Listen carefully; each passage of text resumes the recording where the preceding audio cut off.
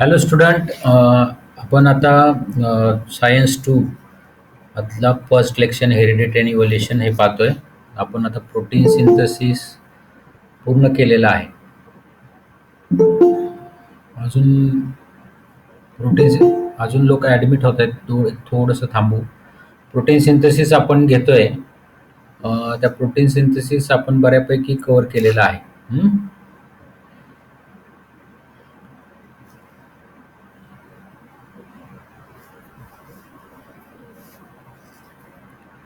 Screen share करतोय मी.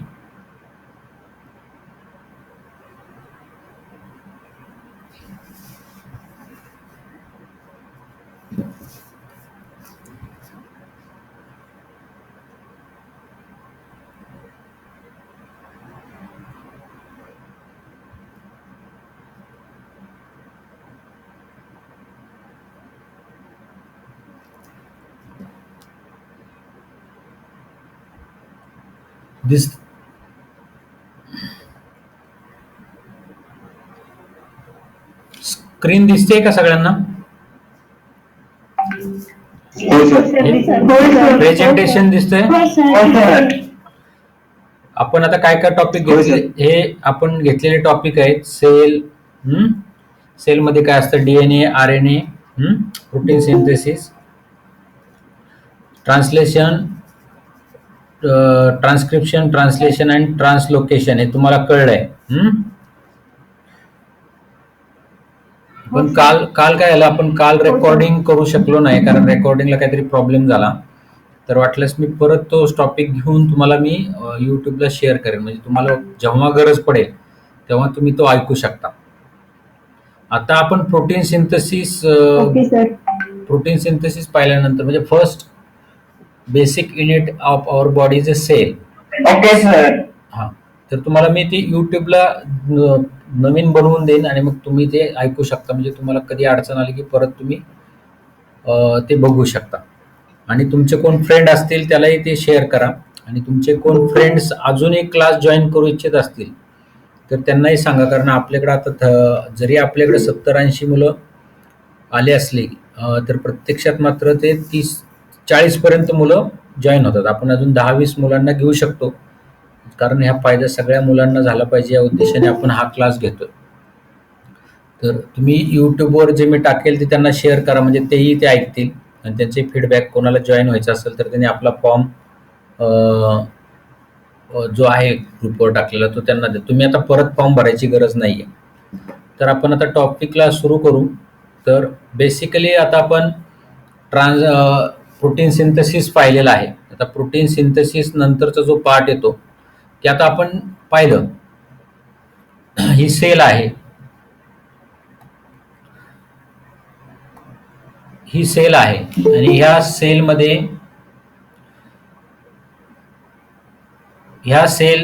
ह्या आपण पाहिलं सेल मेम्ब्रेन हे न्यूक्लियस आणि जेनेटिक मटेरियल आहे, आणि यावरती डीएनए आहे, आणि डीएनए वरती या प्रकारे कोडेड माहिती न्यूक्लियोटाइड मध्ये आहे.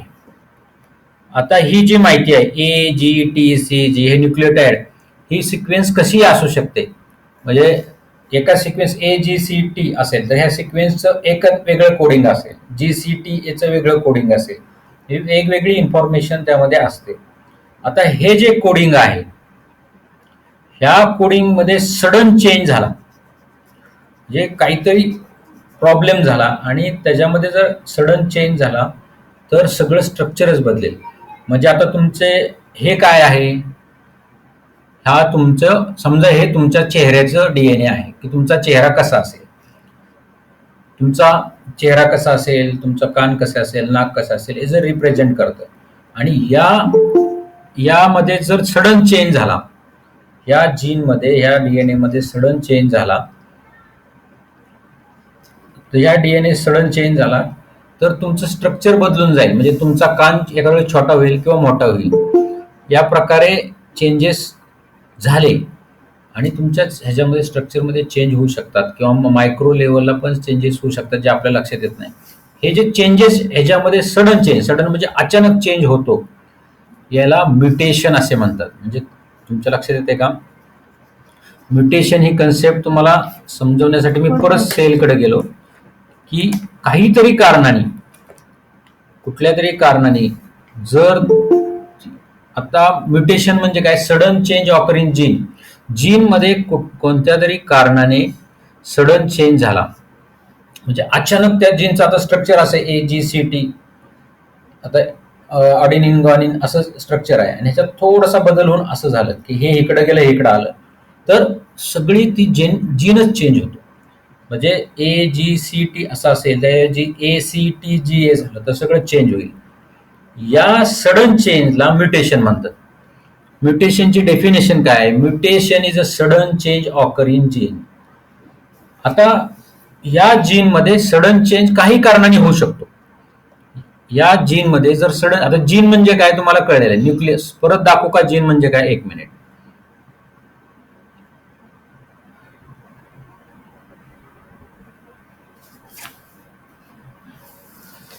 तुम्हाला जीन म्हणजे काय, सडन चेंज इन जीन.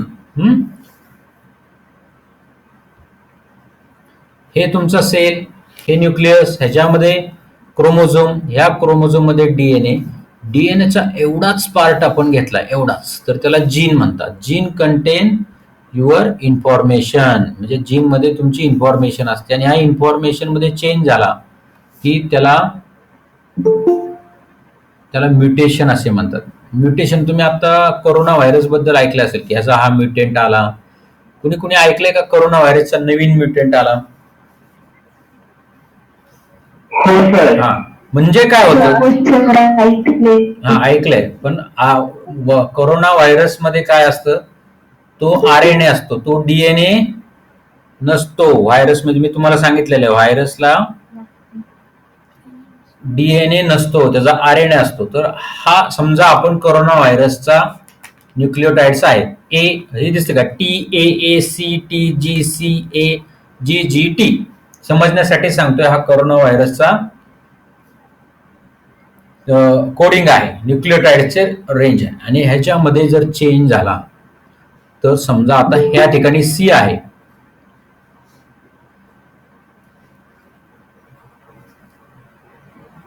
या ठिकाणी C आहे, या ठिकाणी T आहे, T च्या ऐवजी C झाला, तर ह्या प्रक्रियेला म्युटेशन असे म्हणतात. म्हणजे आता हा कोरोना व्हायरस इंडियातला हा स्ट्रक्चर आहे, त्याच्यामध्ये चेंज झाला, या स्ट्रक्चर मध्ये चेंज झाले की याला म्युटेशन असे म्हणतात. आता पॉइंट म्युटेशन कुठे इथं झालंय, त्याचं कोडिंग चेंज झालं. थोडक्यात सांगायचं तात्पर्य काय आहे तुम्हाला, की sudden change in gene is called mutation. तुम्ही एक पेपरला असेल की कोरोनाचा न्यू म्युटंट सापडला, काय म्युटंट काहीतरी म्हणतात असं तुम्हाला वाटत असेल, पण त्याचा अर्थ कळला तुम्हाला, कळला का? हा, म्हणजे त्याचं जे हे न्यूक्लियोटाइड ठरलेले आहे, या न्यूक्लियोटाइडच्या ह्याच्यामध्ये इन्फॉर्मेशन आहे, ती इन्फॉर्मेशन चेंज झाली सडन कुठल्याही कारणाने की त्याला म्युटेशन असे म्हणतात. तर आता म्युटेशनची सिंपल डेफिनेशन आहे, mutation is sudden change occur in gene. Mutation is nothing but mutation is a sudden change occur in gene. बरोबर. तर आता हे म्युटेशन तुम्हाला कळलेलं आहे. पण ह्या म्युटेशन झाले, समजा म्युटेशन झाले तर काय होतं, त्याचे परिणाम काय होतात, due to the mutation what occur genetic disorder तयार होतात. म्हणजे काय, काही जेनेटिक म्हणजे जेनेटिक मध्ये चेंज होऊन जेनेटिक डिसऑर्डर होतात. म्हणजे काही मुलं मतिमंद जन्मतात, त्याच्यामध्ये डाऊन सिंड्रोम वगैरे असतो. तो का असतो की हा म्युटेशन कुठंतरी झालेला असतं. काही मुलांमध्ये, लोकांमध्ये सिकल सेल ॲनिमिया, म्हणजे जे रक्त असतं त्या रक्तातल्या ज्या पेशी असतात त्या सिकल म्हणजे अशा कोयत्याच्या आपल्या विळा असतो ना त्याच्या आकाराच्या होतात, असं सिकल सेल. तर ते सगळं सडन चेंज इन जीन झाल्यामुळे होतं. डाऊन सिंड्रोम असेल, क्लीनफिल्टर सिंड्रोम असेल, तर हे जे सिंड्रोम आहेत वेगवेगळे, काही काही मुलं छोटीच असतात, त्यांच्यामध्ये काहीतरी जीनमध्ये एकदम मोठे असतात, आई वडील बऱ्यापैकी असतात, पण त्यांची छोटी मुलं जन्माला येतात किंवा त्यांच्यामध्ये मतिमंद मुलं काही वेळेस येतात. तर हे सर्व कशामुळे होतं, हे सर्व happen due to the sudden change in gene. Simple definition आहे, mutation is a sudden change occur in gene कोण सांगेल का? आता मी डेफिनेशन नाही, पण पाठ झालेली आहे तुमची. कोण सांगतंय? नेहमी सांगणारे सोडून दुसरे सांगायचे. Mutation means sudden changes of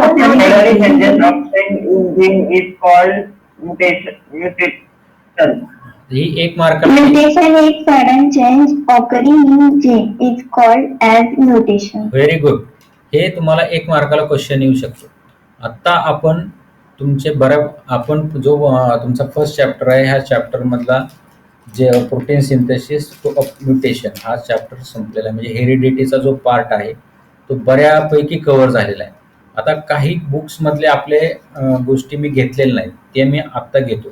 हे तुम्हाला ते नोट स्वरूपात दाखवतो, तुम्हाला अपडेटेड नोट्स देतो. तर तुम्ही काय करा, एक नोटबुक तयार करा आणि मी जे नोट्स देणार आहे ते हाताने लिहा.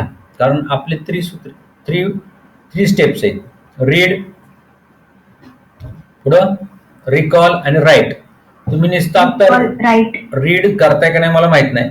रिकॉल पुढची स्टेप आहे. तुम्ही रीड, रिकॉल आणि राईट. तर तुम्हाला आता हे नोट्स राईट करावे लागतील. तुम्ही तुमच्या भाषेत सुद्धा लिहू शकता, असं मी तुम्हाला सिंपल करून सांगितलेलं आहे. आता आपल्या काही नोट्स म्हणजे काही टॉपिक राहिलेच, असं म्हणजे कुठलं की डिस्क्रिप्टिव्ह, की जेनेटिक स्टडी कसा कसा होत गेला, कुठल्या कुठल्या सायंटिस्टनी काय काय केलं, हे राहिलेलं आहे. ते आपण थोडक्यात घेऊ. याच्यावर मेजर काही प्रश्न येतील असं वाटत नाही, पण तयारी असू द्या. कारण कधी तुम्हाला कॉम्पिटेटिव्ह एक्झाममध्ये पण एखादा क्वेश्चन येऊ शकतो, किंवा तुमच्या समजा परीक्षा मल्टिपल चॉईस क्वेश्चनची ठरली पुढच्या काळात, करोना असेल, मग मल्टिपल चॉईसमध्ये असे प्रश्न विचारले जाऊ शकतात. मल्टिपल चॉईस म्हणजे एक तुम्हाला प्रश्न देणार आणि खाली 4 ऑप्शन असतात, त्यातला एक चॉईस करायचा. तर आपण आता ते चालू करू. एक मिनिट.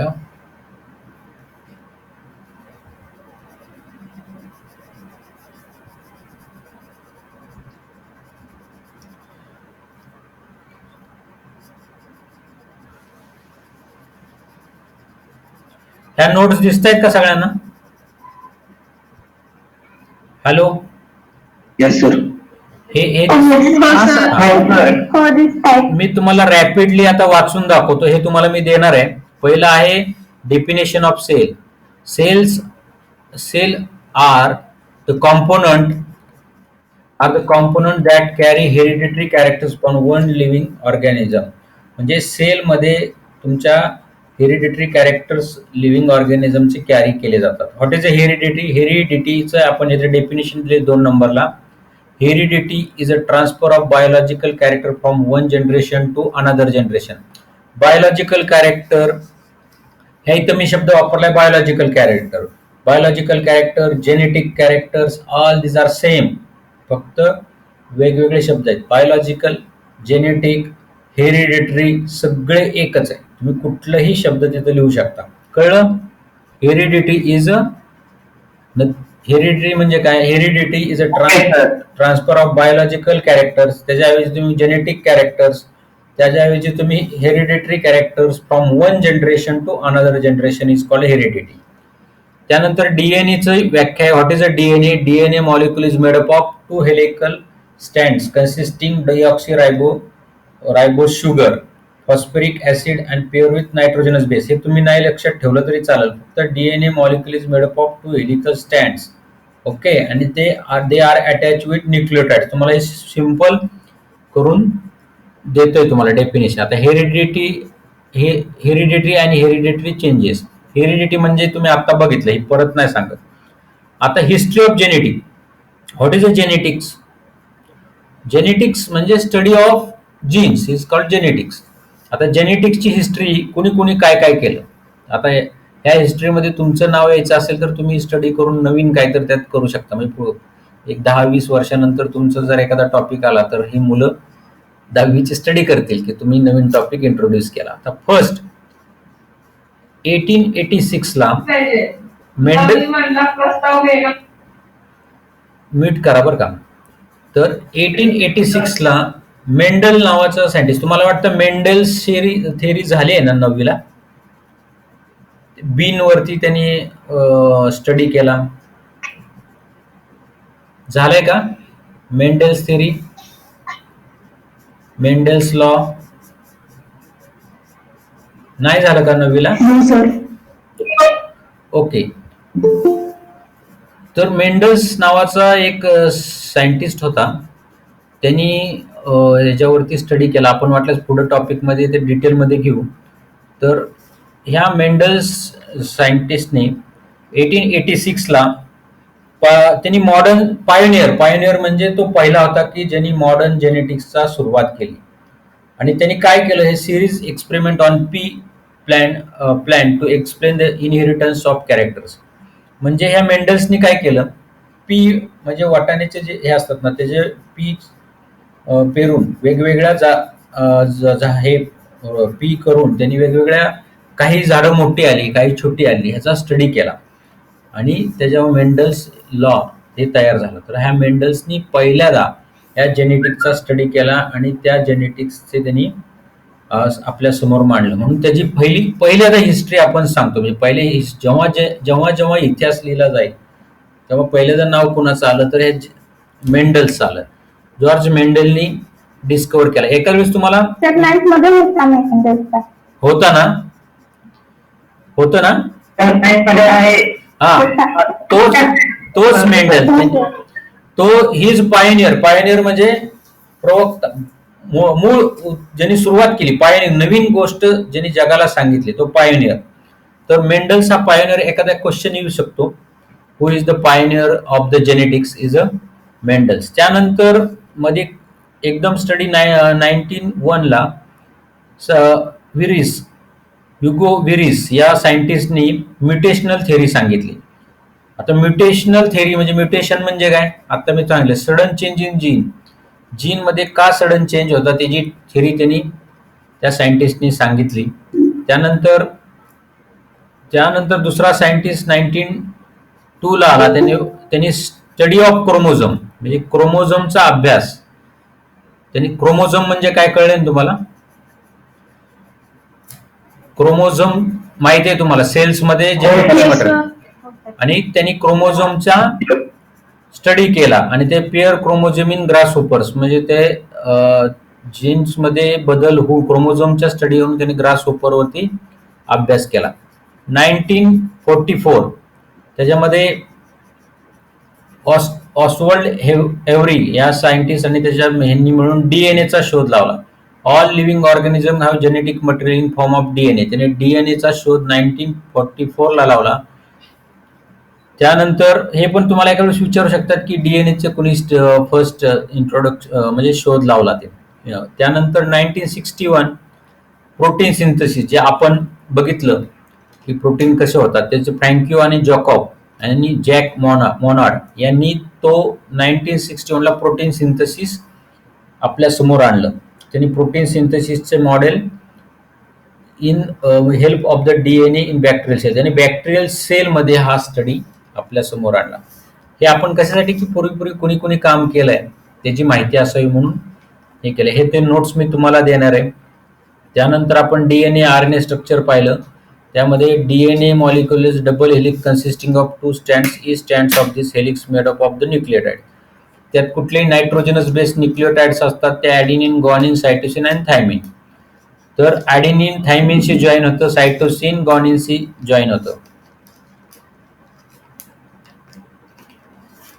एक मिनिट वर गेलं.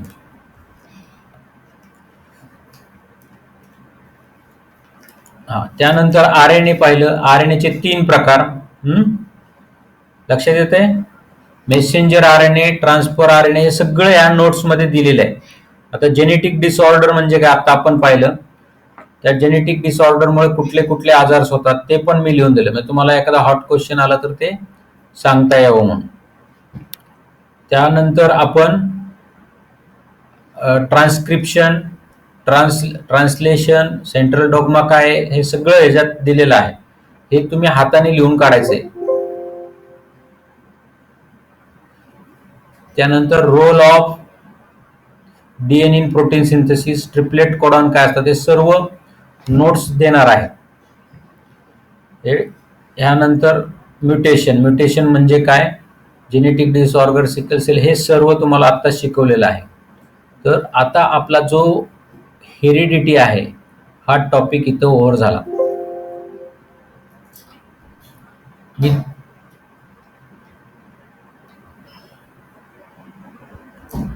मी तुम्हाला आपल्या जो ग्रुप आहे त्याच्यावरती शेअर करेन. आता हा टॉपिकमध्ये सगळं कव्हर केलेलं आहे, म्हणजे पहिलं पान आणि दुसऱ्या पान जोपर्यंत आहे म्युटेशनपर्यंत मी शिकवलेलं आहे. तुम्ही ह्यातून नोट्स काढा, तुम्ही तुमच्या स्वतःच्या नोट्स काढू शकता. यातून क्वेश्चन कसे येतात, काय येतात, याच्यावर आपण परत डिटेल बोलू. तर आता आपण हा टॉपिक करून हेरिडिटी हा संपून आता दुसरं नाव आहे इव्होल्युशन. तर इव्होल्युशन कसं झालं ते आता बघणार आहे. तर आपण हा टॉपिक इव्होल्युशनकडे आज सुरुवात करूया. 1-2 मिनिटं थांबा मला प्रेझेंट करेपर्यंत. तर हे तुम्हाला आता क्लिअर आहे.